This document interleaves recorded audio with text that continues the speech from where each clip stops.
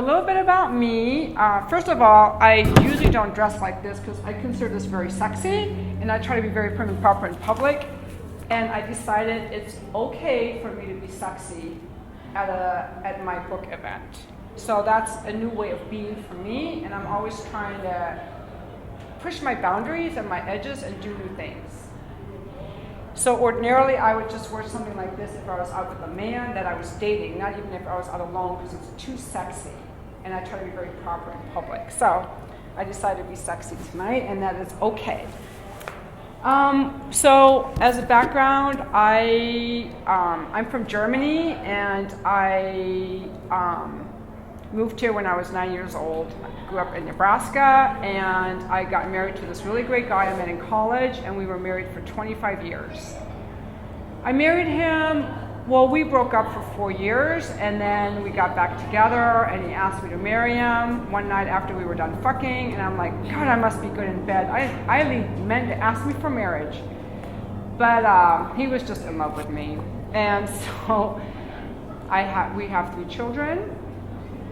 I left him because the sex was really bad, and I was really dissatisfied. And it wasn't about me feeling unloved, because I felt very loved and secure in that relationship.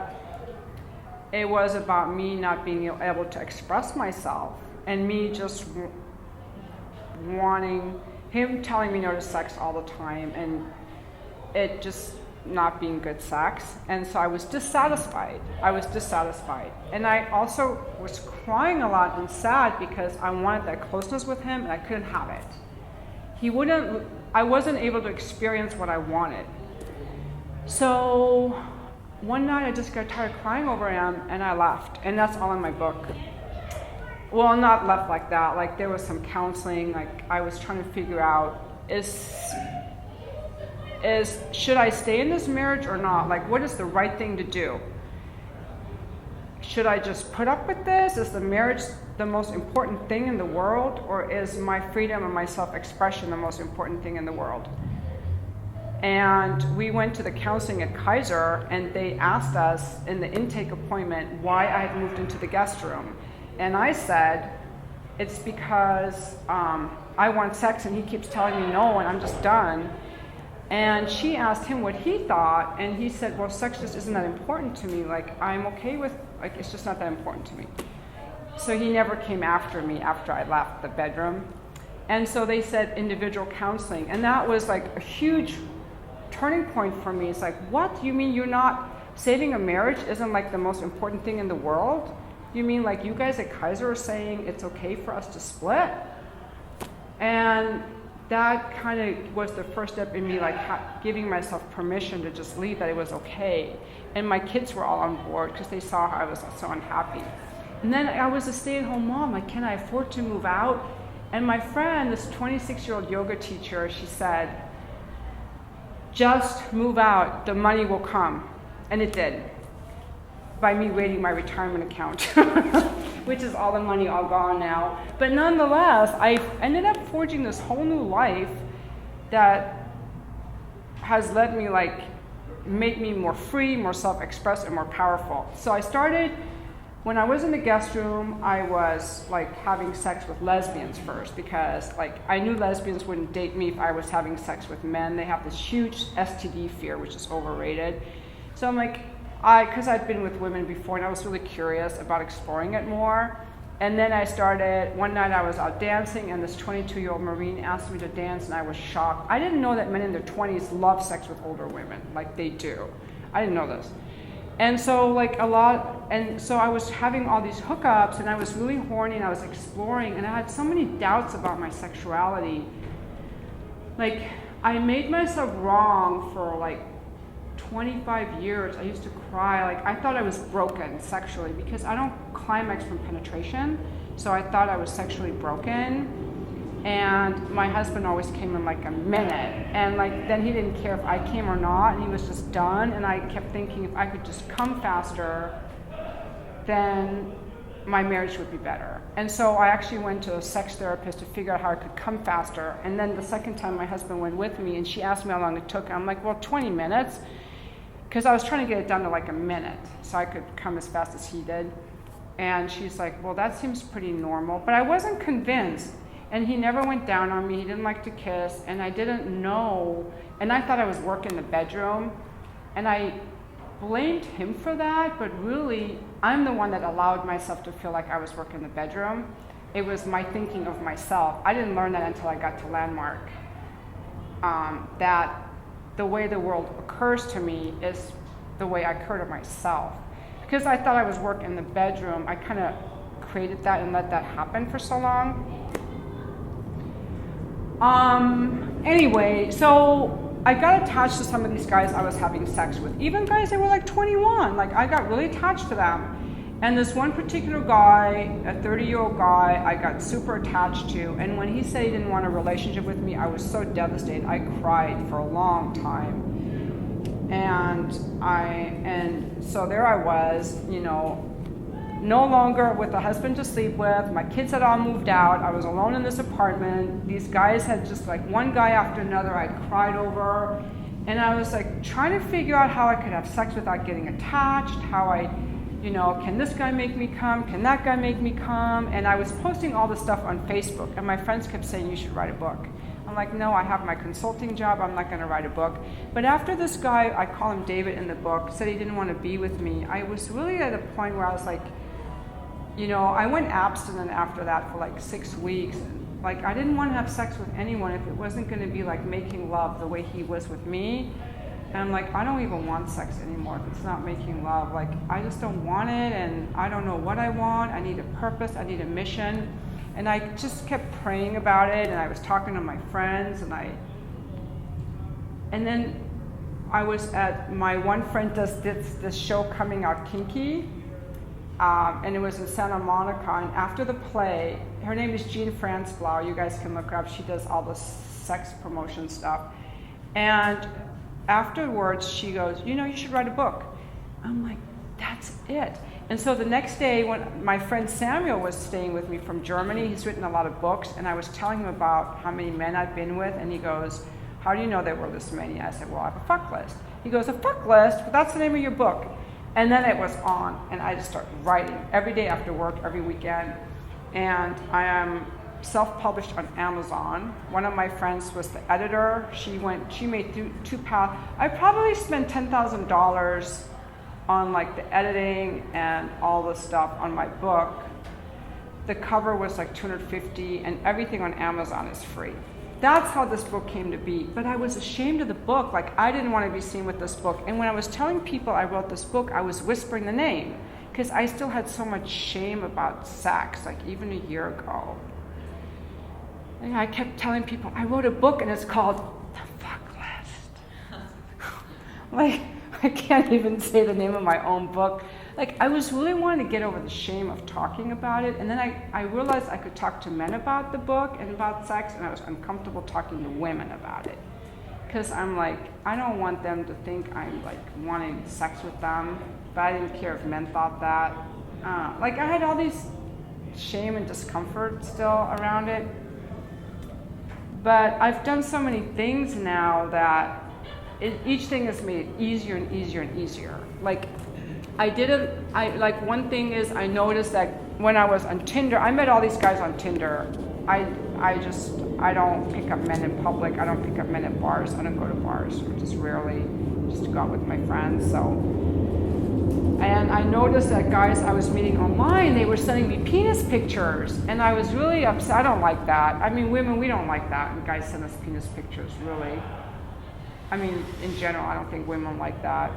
But I noticed I was getting mad. I was like, why am I getting mad? And then I noticed I wasn't sending them pussy pictures.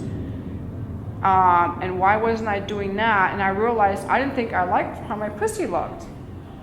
And my friend Nick Harris did a book, Petals, which he had photographed 250 women's vulvas, and they're all in sepia. And the whole point of it was, well, he likes pussies, but what it did is it made women see like there's so much variation, they're all normal and beautiful. And when I first saw that book in 2004, it was very healing for me, and I actually met him. He lives in San Diego a year ago, And like talking to people like him and just talking just helped me get more free. Anyway, I started sending my pussy pictures to different guys to see that I had hooked up with, to ask them their opinion, because I thought it was really ugly. And especially because I've had children, so my opening is a little stretched, and I thought that was really ugly, like you could kind of see in a little bit. And so, and the guys were telling me it looked fine, they liked it. I don't even think they saw that part that I thought was ugly. I think guys just see a pussy and they're like, I want that. Whatever we think is ugly, they don't even see. Like, they think it's all beautiful. And so I still wasn't convinced. And then I decided, after I quit my consulting job, I decided to be a stripper because I like dancing, and I thought it'd be really good to just spread my legs and let everybody see. And that's what I did. And first I was like a little bit, and then I was like, can I hold it open for 1 second? Can I hold it open for 5 seconds? Like, I just forced myself to show people. And then I noticed that the guys were staring at it, and I'm like, well, they must think it looks good if they're staring at it and asking me for lap dances, so I guess it's not that ugly. But it took a long time. Then I put it on my author page, and then guys kept telling me they liked it. But God, you guys, it took so long for me to start liking it myself. And I shouldn't have needed them to tell me. Like, I should have just got it myself without needing all that. But that's what it took. So then after the stripper thing, I wasn't making a lot of money as a stripper. So now I make money as an escort. I'm an escort now. And what I tell people, I guess I'm public about it now, because one of the guys who interviewed me for a story yesterday, he put that in the story. And I made some videos about the guy who came too quick in the appointment. I got really mad at him. Like, just because I'm an escort doesn't mean you can come in like a minute. I was pissed. And that video made it on Reddit. So all these people are now subscribing to my YouTube channel. But what I wanted to say is that people, the biggest thing I learned from this is, like, my parents had always taught me that women who have a lot of sexual partners are diminished in value. Like, men want a woman who doesn't have a lot of partners and who's monogamous to them and who wants only them. And that hasn't been true at all. Like, I don't know if times have changed or whatever, but men like me for being honest. They respect me and they want to please me. Even in my escort appointments that I charge money for, they want to please me sexually, all of them, except the guy that came too fast. That's why I was mad at him. Like, what the fuck? Like, you're supposed to please me. I've learned that I have a right to pleasure. Like, for years, I always had sex the way that I thought guys wanted it, or the way I saw in porn. Not the way I wanted it. Never thought that it mattered really what I want, except, I always made sure I came. Like, I would masturbate to come with all of these guys, and I thought that they should make sure I did. But, like, how I moved and everything else I did, I either copied porn or I was trying to please the guy, and I never considered any other way of being. And so when I was having sex when I was younger, it was all about, being with women versus men, or having orgies, or trying positions, or it was more about the mechanics of it. And now it's more about my pleasure and what can I feel and what can I experience. And it's just different now what I look for and what I want than when I was younger. And so now I expect,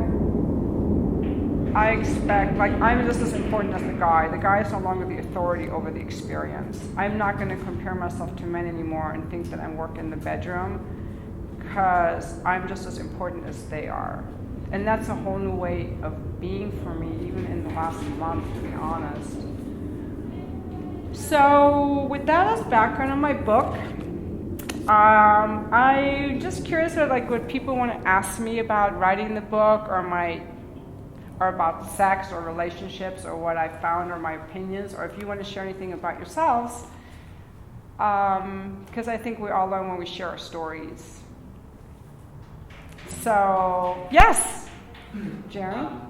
probably this is a question I know a lot of people probably haven't even thought of asking. What would you say is probably the biggest difficulty when you were writing the book? Like, what did you find like to be the hardest thing to do when you were writing it? Keeping the pages below 700 and knowing what to not put in, because I wanted this to be like a 3,000 page book, and knowing what not to put in. Honestly, I had to take out like so many chapters, it's already so big. So that was the hardest thing. I love to write and talk.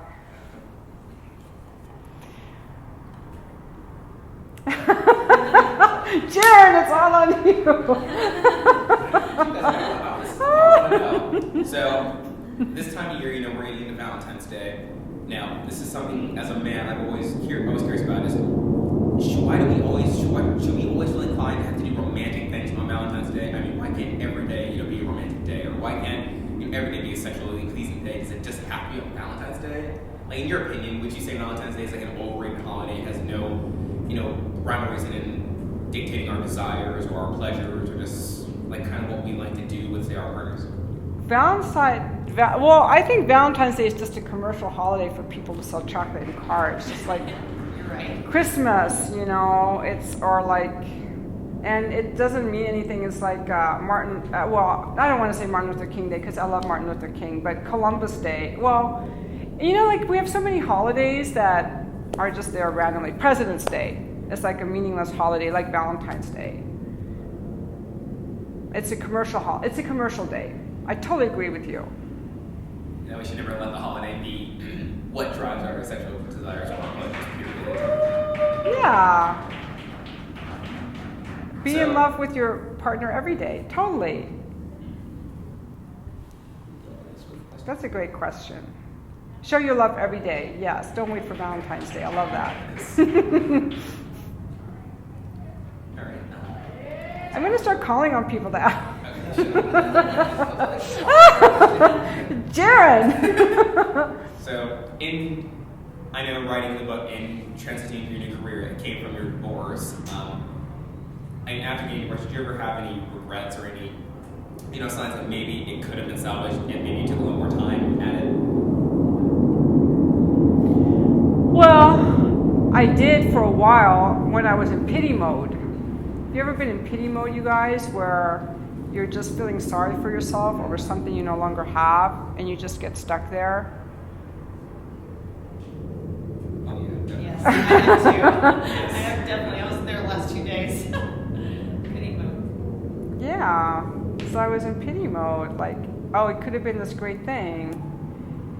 And then I got to see that because we've both, we had those great years together, and now we each have new opportunities that we would have never had if we had stayed together. Like, he's married this amazing woman who's a perfect fit for him and loves all the same things that he loves that I used to hate, all the same things that he dreams about, she dreams about, and they're building this life together and doing things together that I never wanted to do with him, and that he would have never done if he had stayed with me.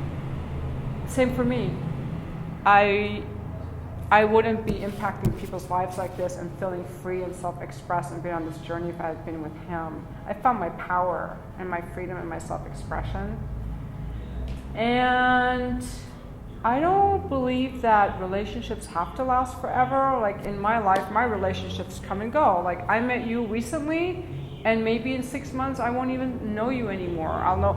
My friends are so fluid. The people that come into my life keep changing, like people shift away. Like, for a while I was going to events put on by people in the polyamory community, and I met some really awesome people. However, I'm no longer interested. I'm not interested in polyamory at all. So all those people in that community, I don't see them anymore. When I was a real estate agent, I had certain friends. When I was married, I had certain friends, couples. Then when I was dating young guys, I had a lot of friends in their early 20s. Now I have a lot of friends at Landmark. When I don't go to Landmark, and if they kick me out because I got mad at that guy calling me and I can't take the class, I won't know Landmark. You know what I mean? Like, so I don't want to get my security from one particular person. I want it to come from me. And like with the escorting thing, like I have all these men that come into my life and they give me great sex and affection and pleasure and conversation, and that meets my needs because I don't have a relationship, and that's okay. I can get those needs met in other ways. So I don't need, my husband provided security, financial security, he provided for me, he loved me, and those needs I'm getting met now in other ways from other people. And ultimately, I am my own authority, and what I really wanted to do, and this is like a lot of what I want to talk about too, is like that my love comes from inside myself, because I kept thinking I needed, like my husband didn't give me the good sex I wanted or the intimacy that I wanted, so he wasn't allowing me to express myself. He was really afraid of intimacy, so I couldn't be with him to be express and to evolve as a human. I couldn't be with him to keep evolving as a human. I couldn't. And my self-expression and my love for myself was greater than my need to be with him. And I kept thinking I need to be in a relationship to have this experience of making love, because he wouldn't. Like, he got mad when I told him I loved him while we were having sex. And I want that experience with someone who lets me be really vulnerable and intimate and emotional. And I don't have that. So I finally just decided to fall in love with myself. Instead of looking for that, what I wanted from a man wasn't someone to give me advice or spend the evenings with me or take me places or provide for me or talk to me. What I really wanted from a man was good, passionate intimacy and sex. And so instead of keep looking for that, I was always in the seeking mode, seeking. I didn't like that seeking. I was like, I want to just be fulfilled in myself and content in myself. And I just finally decided to just fall in love with myself. I found some good audio tapes from this woman who channeled the Divine Mother. And when I listen to her tapes, I totally get inside myself deeply and feel my power. And from there, I can just love other people. And I don't... Because even last summer I was thinking, if I'm always alone, that's a scary thing, to think that I'm always going to be alone, because the security comes from here. Because see, my husband was my security. I always thought my security came from him. But now I've changed my thinking to where the security isn't out here somewhere. It's in here. It's in here. And so that shift has been huge. And that's a big thing I want to share with other people, is that softening into myself and just being still and softening into myself and my heart is where my love comes from. And that's what makes me really good in bed with guys, because they come to me and there's nothing in the way. Like, I don't have any stress or anger. My apartment's clean and comfortable and quiet, and I'm happy with my life and I'm in my heart, and so I can just be really giving and receiving. Like, there's no resentment with me and them. There's no stress in my life. I'm centered and I'm complete in myself, and from there I can, and even before when I was having sex with guys, it was all coming out of my pleasure. But now what I also have is that I don't need a boyfriend. I'm not looking for that anymore, because I'm in love with myself, and when I do that, I'm more effective in my work. And now, like, I'm getting all these people contacting me that love my work, and like, that's like, I still need people and connections with people. Like, I'm glad you guys all came, and like the people who make comments on my videos and love my videos, but it doesn't have to come from one particular person that I'm dependent on. It just comes from anyone, people flowing in and out of my life. It doesn't have to be one person. That's really freeing for me, this whole concept that it doesn't have to come from one person. It can come from anyone. It's very freeing for me. I know that's not everybody's journey. You know, maybe for some people the journey is to really let themselves be really intimate with one person because they've never done that, and that's what they need to do. Like, we all have different things that we want to experience and we need to experience. And like right now for me, it's important for me to be totally centered. So I feel like I have a mission in this world, like to teach people to be sexually free and love themselves. And I don't think I would be effective either if I was in a relationship, because I have fans because they like, here's the single woman having sex, and I wouldn't be doing all this if I was in a relationship. And so I see now that there's a purpose in me being single, not having found Mr. Right. Because I wouldn't be doing all this that I'm doing if I had him. I'd be home now making dinner for him, and I wouldn't be talking about sex and hooking up with guys, and fucking 4 guys in a day. You know, I wouldn't be. So I'm not promoting hooking up. I'm just sharing my story. That was a long answer. Did you want to ask something? I just admire your story. It's just, I think society has different views about things, and I've seen a change in society over the past 20, 25 years, and it's more open, and there's people out there that have similar stories to you, but they haven't done what you did. They haven't written a book, and they don't really are comfortable or whatever, like speaking publicly. And it's very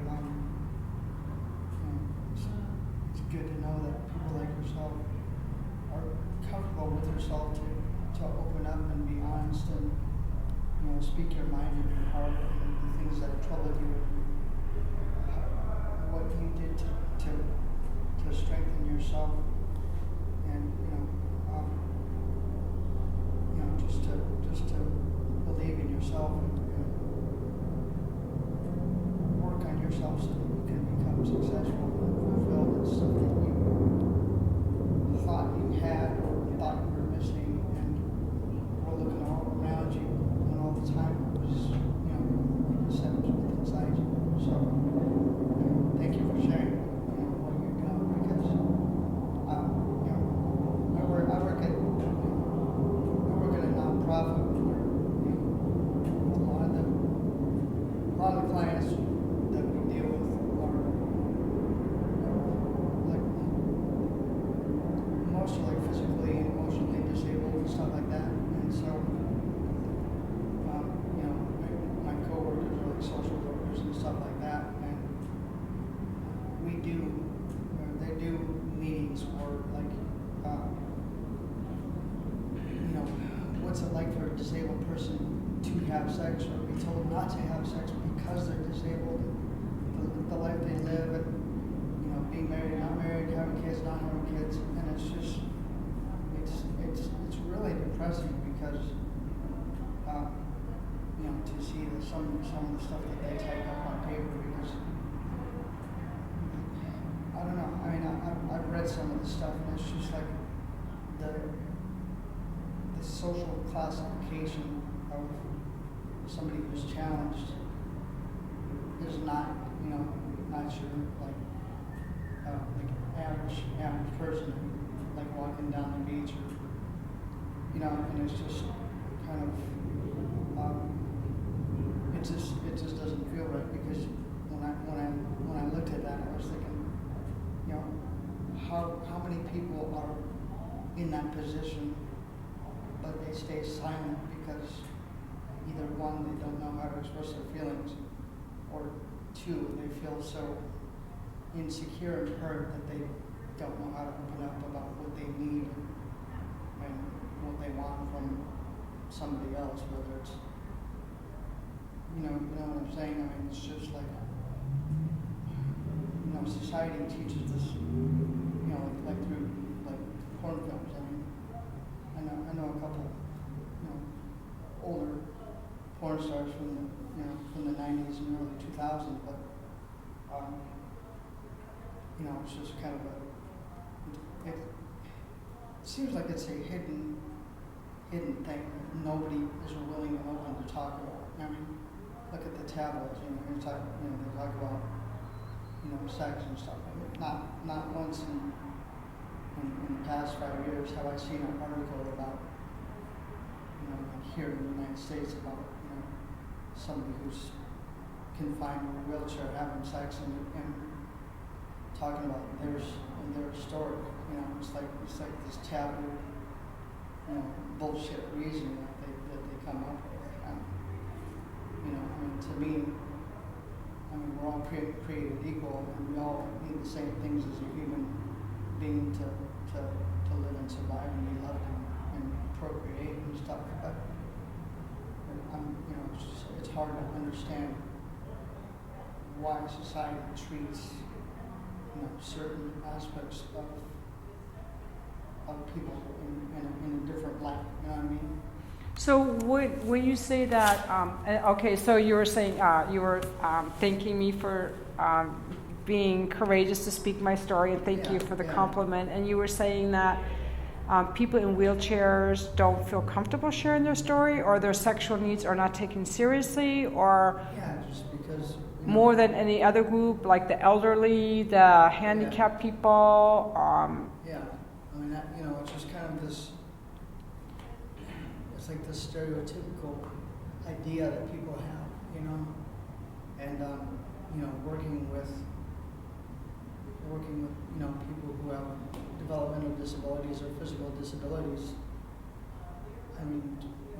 Just because they have those challenges, doesn't mean that they think about it or they wonder what it is, or it's like because sometimes people in society tell them, oh, you have these challenges, you probably shouldn't have sex before, you probably shouldn't have sex before you're married, or probably shouldn't do this. It's always like this. People are trying to help, but in a more direct aspect, it's like their words are taking away the disabled person's desire or will or curiosity. How is that different from other people? Like, who's taking it away? How's that different from anybody else? I guess I want to get some more understanding of what you're saying. Yeah, that's my point. It's, I talked to a lady a couple of years ago when I started working on it. And just in the interest of brevity, because I would love to talk to you more after this, in the interest of brevity, can you just summarize, like, in a sentence or two, what the main issue is without all the story? Like, what is the thing that you're concerned about? I just, it's like this vision of society that, it's like this classification, it just seems kind of off, what is it about the disabled society that people aren't open to, like sexually, and why it's not promoted, why it's kind of like shoved under the carpet. So you would like to see like more media stories about sex for disabled people? I think, Is that what you mean, or what would you like to see? Just what would you like, we thought, there's so much openness, but it's like that side is kind of blindsided and not really spoken about in public places or social events, and they don't really talk about it in like the tabloids and stuff. And it's just like, what are people's views about why they think of it? Okay, so you're saying that there's, like, you're perceiving that there's a sense of like not giving a voice to disabled people being sexual. And I don't think that's limited to disabled people at all. I think that we don't want to see certain groups that are sexual. We don't want to see fat people sexual, or sweaty people sexual, or elderly people sexual. Like, heaven forbid, we don't want to see our parents sexual. Like, we judge other people for being sexual. Children for playing sexual games. Like, we judge other people for being sexual, and we're not loving our own sexuality. That's one thing. And also, I think that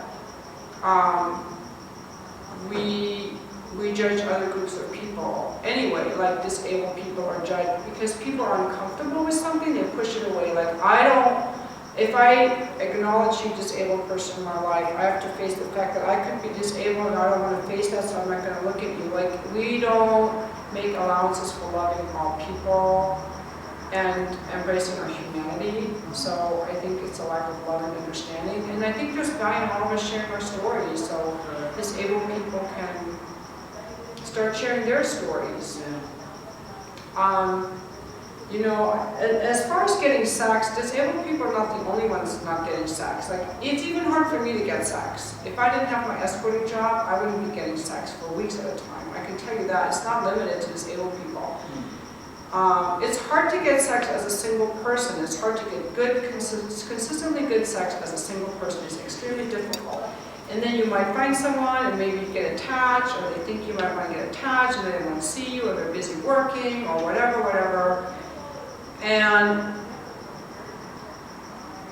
like, there are no clear answers. Or you could be in a marriage where the passion has gone out and you have sex but it's boring. Like, the story of great passionate sex exists for very few people. It exists for very few people. I really think so. And thank you for sharing that. I've thought before about just doing some like pro bono sex stuff for somebody who is disabled. I've thought about it, actually, because I could do that. Like, I can give love and passion to someone. But then I was like, well, I don't know if I want to do that if I don't know them, and if they're, I don't know. Like, I have some resistance to it myself. Yeah, and there's questions, there's unknown questions, or questions with unknown answers, you know, and I think that's part of the thing that kind of, that holds everything off, and it's just, you know, well, whatever, can you, no, it's kind of. Well, thank you. Yeah, thank you for giving a voice to the fact that disabled people are sexual also. We're all sexual beings. Right. And thank you for giving a voice to that. And on that note, I also want to say that for a lot of people, I think that a lot of people have just kind of numbed themselves to their sexuality, and they're like, who needs sex? Like, especially a lot of women who've been married a long time, like, who needs sex? I'll do my wifely duty. Who needs sex? And then, like, I always wonder, well, how did you get to that point that you don't enjoy it? Because it's pleasurable. Like, if you don't enjoy it, why not? You don't want someone to touch you at all? Do you like to be touched? Do you like to be touched but not by your partner because you're pissed off at your partner? Like, I don't want you to touch me if I'm mad at you. I mean, I don't really think that many people are having a lot of great sex as we think. I always think, every time I see a couple, I always think they're having great sex. But they're not. Most people, I don't think most people are having great sex. I really don't. What do you think about? I could be wrong. What do you think about being in a sexless marriage? Like, before you get married, knowing that, I mean, there are people that have, you know, the type of marriage. I mean, that's got to be difficult to deal with at times, because, you know, even there's that classification of being married. Yeah, you're supposed to have sex, but that doesn't always. Thank you. Always the case. Thank you for your question. So he's asking me what I think about sexless marriages, and if the people don't want sex, you know, it's totally fine. Like, you don't have to want it. It comes in when one person wants sex more than the other, and I mean, that's the whole topic there. I think that it's really important for people to consider sex and money and children and all this stuff before they get married. For example, I got married, my husband got married to me. He's like, she has a bachelor's in computer science, she's going to be a good provider in this marriage. I got married to him thinking he's an engineer, he's going to be able to provide for me so I can stay home with my children. We never talked about this. So he resented me for years. I was like, I stayed home to raise the kids. I didn't go back to work for a long time, and he didn't, you know, really like challenge me with that. Like, he thought he should just be nice and not say anything, but he resented me for it. It was like an unspoken thing. It's these unspoken things. these things that you don't want to say because you don't want confrontation, but then you start resenting a person. And that's what we had.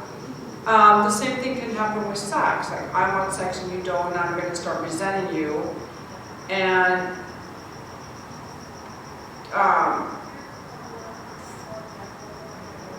one way to find out if, like, this is how I find out a person's sexual desire, that like their baseline drive. Like, I want to be with a guy who loves sex, so, but I don't want to be with a guy who needs sex 3 times a day. For me, that's too much. So I ask guys how often they masturbate, or ask a woman you're dating how often she masturbates, and that'll tell you what her baseline desire is. And because when you first meet someone, it's going to be hot and heavy, you're going to want to fuck all the time because of the lust. But once that wears off, you're going to be back to your baseline. And the base, you know, and some people have all these shame about their bodies. Like, a lot of guys have told me, men have told me their wives won't let, my wife won't let me go down on her. Well, she never did, and she may never. She was raised Catholic, she has shame about her body, and she may never allow that. So you're going to have to be okay with that. If she never masturbates because she doesn't care about sex, you're going to have to be okay with that. Like, I think it's really good to not settle in a relationship. And I think a lot of young people settle because they're in a hurry to, I gotta get somebody, I can't be alone, I gotta have children, and people settle. I certainly settled. I don't know if that's bad, but I didn't get everything that I wanted. So I had a sexless marriage because I married someone whose sex drive was different from mine, whose interest in sex was different from mine, but I picked him because of his interest level was low. His interest level in sex was really low. He never watched porn, but I picked him for that because I thought this guy would never cheat on me, and he didn't.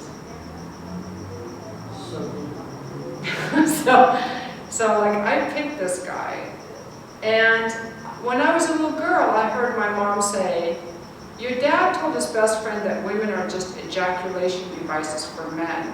And somehow I absorbed that into my psyche. So when my husband just came in a minute and treated me like an ejaculation device in the bedroom, I never pushed back, I guess, because maybe that was in my subconscious. And also I believe that sex gets boring after 2 years.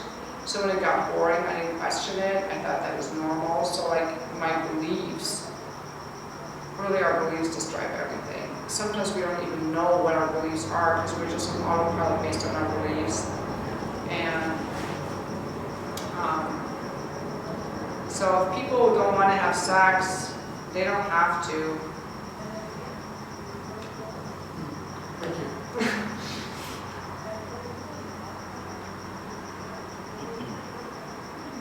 Does anybody want to ask me anything else? Sharon, always good for a question. And I'm engaging. I mean, shit, the youngest person in the room, and I'm engaging. I mean, not trying to steal your thunder, Jamie, but I'm going to say, definitely commend you on being able to open yourself up about, you know, your, number one, of course, your past marriage and the divorce, and also opening up about your children. I mean, it's really prominent that it's really amazing that you were able to do that. So say, if for instance, if somebody who was considering their options before, you know, they become sexually active, what are some things they should be doing in preparation, or what's something they should do to know, you know, whether or not their sex level is higher or lower than their partners? Because you were mentioning that whom you're dating, you should ask them how often do they masturbate. I mean, how would you go your way about asking that question? I mean, it's a pretty, you know, deep question. So, I mean, if, say for instance, if the man were to ask the woman, like, how often do you masturbate, will that come up as maybe as, oh, I'm not ready to be with you now since you're asking me that, because maybe make them feel a little bit insecure, or technically is there like a right or wrong way to ask them, and when would be an appropriate time to ask them? I don't like men to ask me about sex until I feel like they care about me as a person. And I'm very open, so I don't have any discomfort answering these kinds of questions. And I don't like it when guys I don't know ask me stuff like that. But if someone's a friend and someone cares about me, then I will talk about that stuff. Yeah. And Also, like, even when you're married, you can still masturbate. Like, you don't have to look to your partner and define your sexual needs. Like, when I was married, I had sex with my husband. Like, he still masturbated. We had sex, he masturbated, I masturbated. It's so funny, though, because sometimes I talk to people and they're like, oh, I can't masturbate. My wife doesn't know I masturbate. I have to do it when she's not home. It's like, really?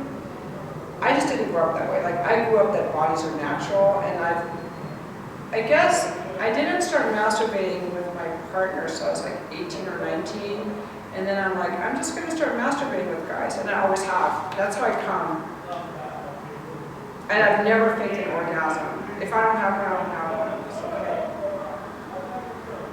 So, yeah, I think it's okay that I personally like talking about sex with guys that I'm interested in, that I'm dating. And I think it's great to talk about that stuff if we do it. Like, and as far as like when to start, like the best sex I've had really good sex with virgins, I have to say. Better than that guy that fucked me so badly the other night, that 47-year-old came in like a minute. I've had better sex with virgins. And I had really good oral sex with this guy who never got down on a woman, and I hardly ever come from oral sex, but this guy was good. So like, it's all about the person who you are on the inside, how good it is. But I want to say that the good age to start having sex, I think, is 14, 15. Like, guys I've hooked up with, like a lot of these Marines that were super good in bed, like they had a girlfriend when they were like 14, 15, and like they were in love with this woman. And so you really get your best sexual experiences when you're just with one partner that you have feelings for, and you can really explore and be relaxed and comfortable and open, rather than just having a lot of different people. I mean, I just have a lot of different people because that's the only access I have right now, but the best sex really is like, and then those guys are like super passionate because they've just had sex with this one woman, and that builds like their ability to love and connect. And guys that masturbate a lot and watch a lot of porn, they treat women more as objects, and they're not as good in bed, honestly. I don't think so. So, I love talking about sex. I say go for it. I'm all behind it. Yeah, It's don't don't be be shy. All right, and one last question.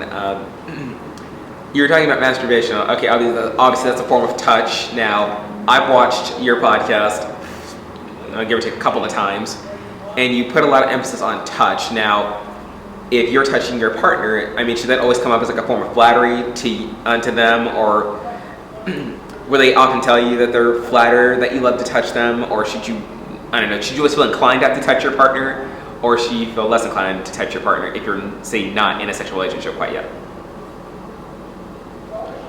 I always encourage people to just be authentic in how they feel.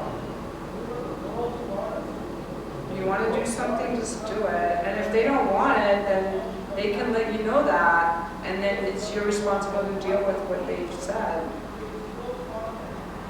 If I don't know someone and I think they might not like it, I can ask for permission. Like when I first, like for example, with me, when I meet people, I like to hug them. Not all people want to be hugged, so I'll go up to them like this, and if they want to hug me, then they'll open their arms, and if they don't, they might not, or if I can hold up my hand, they might take it or not. But if I'm dating someone, I want them to touch me. People like to be touched by someone that they like. That's the reality. So the only time I'm questioning whether I should touch someone is if it's someone I don't know. Like at cuddle parties, we're taught this, like exercise of like asking people if it's okay to touch them in certain places just to get experience in asking for things and saying no or saying yes. I don't know, you guys might have different opinions on it than I do. You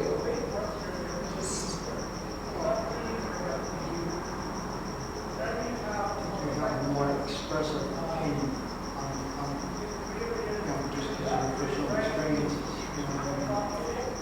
Some people that, some people seem to be closed-minded about things and they don't know what they're capable of until they are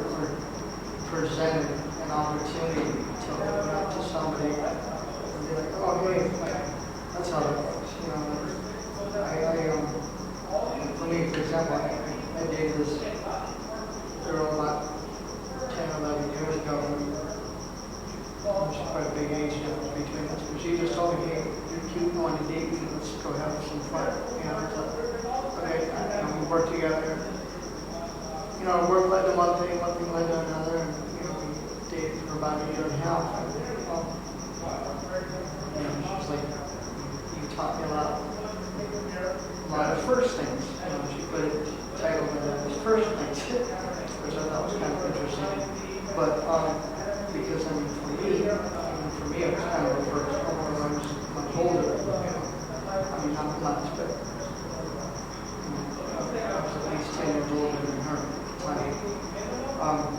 So just to be able to give her those experiences and have her tell me, oh, this is what it feels like when you do that again. Next time we get together, let's do that.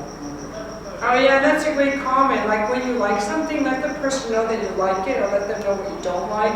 And in the case of like touching someone for the first time, if I don't know if they like it, I think it's so awesome to just be open, like, you know, right now I really want to touch you, and I don't know if you're going to like it, and just put it out there. Like I had lunch with a woman the other day that I wanted to ask her what was important to her, and I was like, I can't ask that, that's prime, but I wanted to know. So I said, I wanted to ask you what's important to you, but I feel like it's prime, but I really want to know. I just put it out there that I was not, I wanted to ask and I wasn't comfortable asking. Just like, I think being authentic is just the best way to be. And then, you know, as people gain more experiences, like guys with dating, as you gain more experiences being around women, you're going to be able to read the signals and get more confident, know when you can touch and not touch. You know, you learn to read that. And maybe at first you're not as comfortable. And maybe some people don't like to be touched in public, or some people do. And like, those are really fun, hot conversations.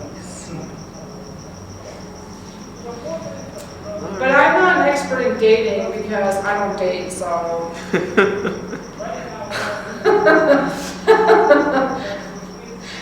Don't talk to me in a relationship. I have something. So, I've had so many situations where I'm trying to have friendships with people and they want to touch me or do things that I'm not interested in, and have had really uncomfortable situations. And in fact, I mean, I had a 100% sexless marriage, and then after that, I met this group of people that were swingers, and actually got really into this one guy in the group, but everybody else in this family or whatever wanted to be with me, and I had no interest in literally any of them. And it ended up I had to leave that situation. But I mean, even since then, I haven't had sex in 5 years because of those bad situations. But even since then, I have like two people that I guess I would not really be able to call them friends, but every time I see them, it's just they're all over me, like within seconds, at a restaurant or wherever.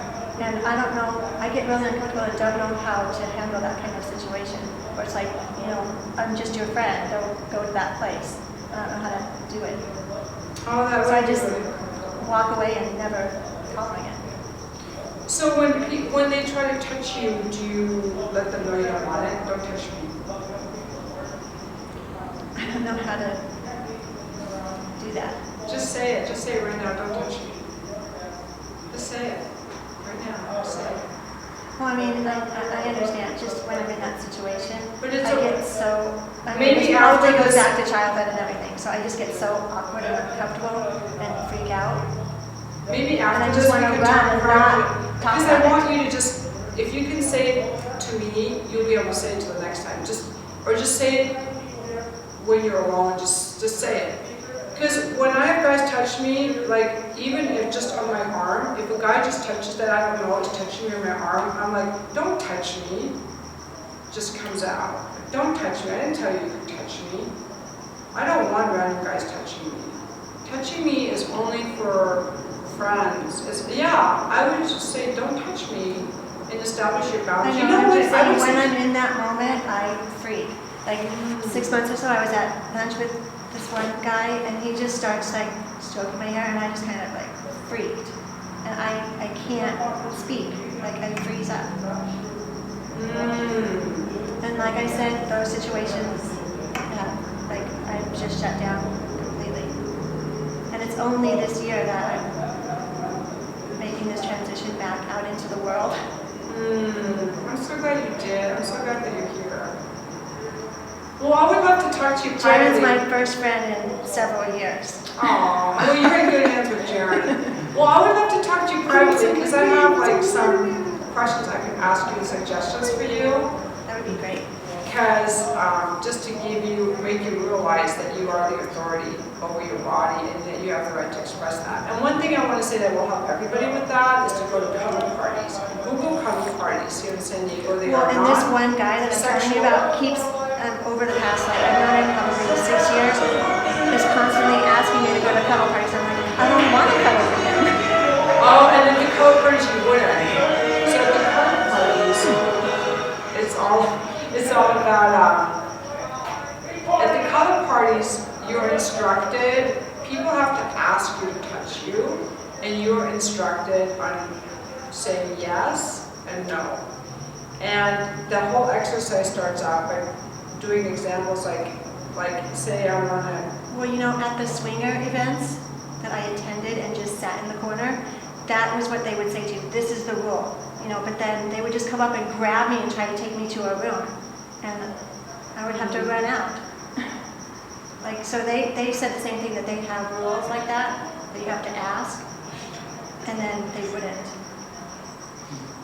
The color parties that I'm talking about them recommending are actually run by people who run it with honor and integrity.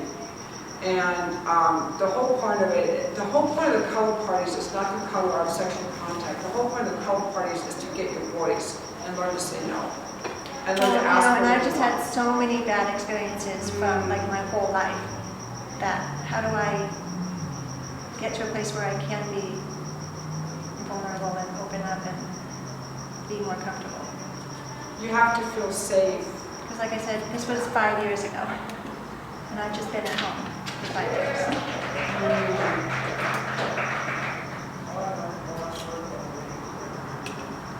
And now Jaren knows a lot more about me than he ever wanted to. All my babies I have 3 teenagers, they're all IVF babies. So when I say sexless marriage, I mean it. I went to a doctor to get pregnant. Because he was, well, that's a whole other thing. You don't care about him, so. Well, I'm glad you're back out. It sounds like you want to make some changes in your life and gain some power, and there are lots of ways that you can do that and get your power.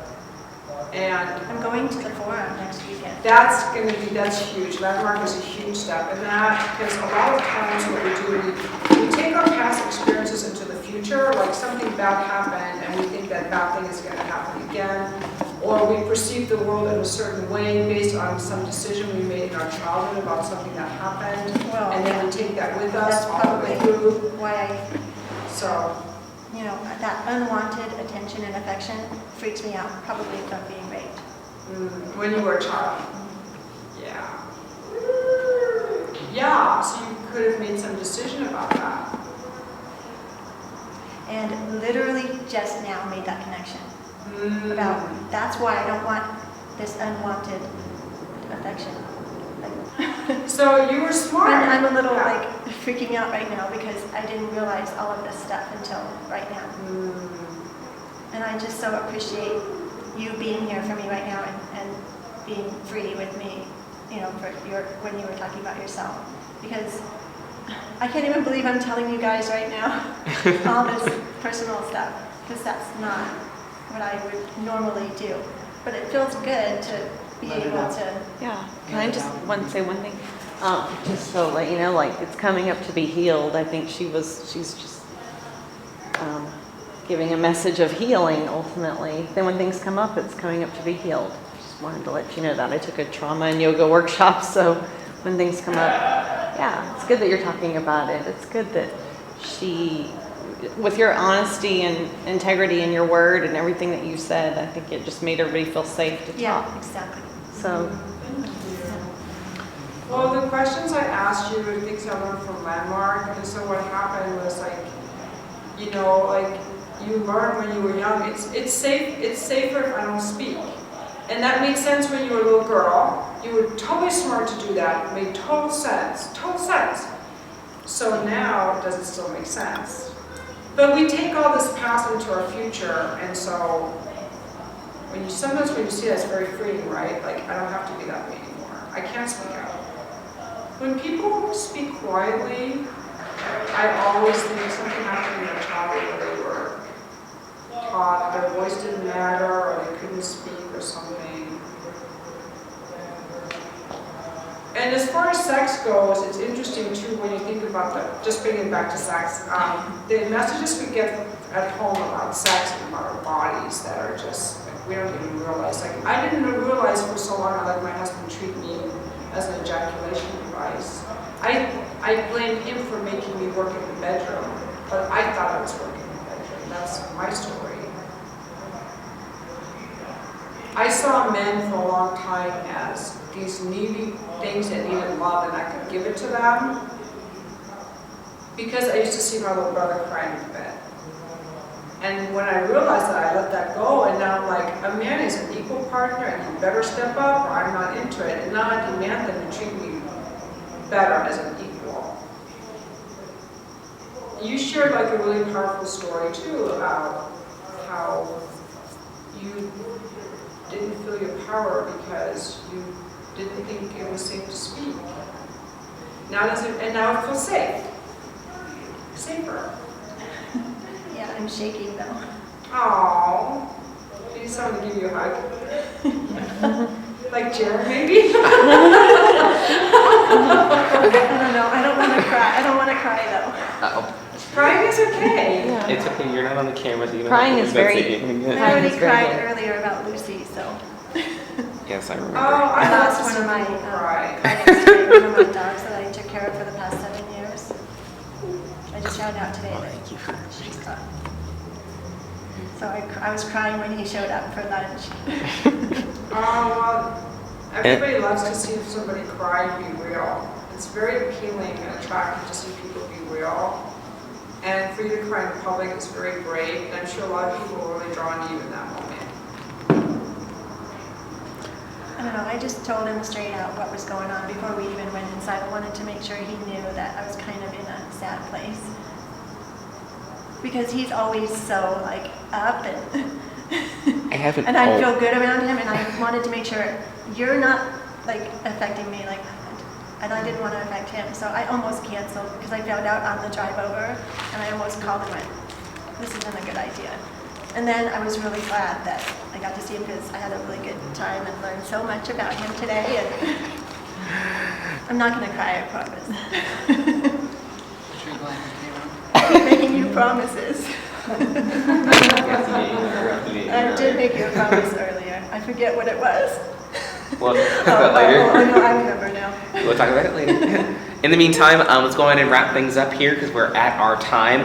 But before we go, have everybody's name here in the magic bucket. Gonna give away one free copy of the book, and if you'd like a copy of it,